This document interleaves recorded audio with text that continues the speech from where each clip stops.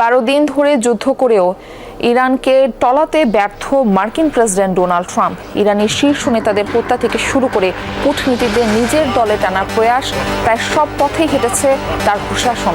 তবু যুদ্ধ জয়ের বার্তা দিতে পারেনি নিজ দেশের জনগণকে।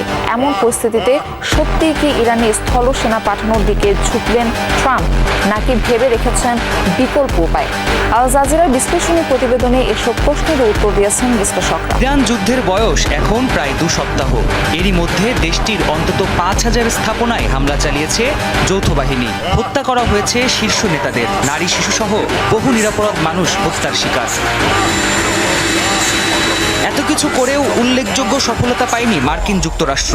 আল জাজিরার বিশ্লেষণ বলছে, দীর্ঘদিন ধরে ইরানের ইসলামিক প্রজাতন্ত্রের পতন ঘটাতে খামেনি সহ শীর্ষ নেতাদের হত্যার নির্দেশ দিয়ে আসছিলেন প্রেসিডেন্ট ট্রাম্প।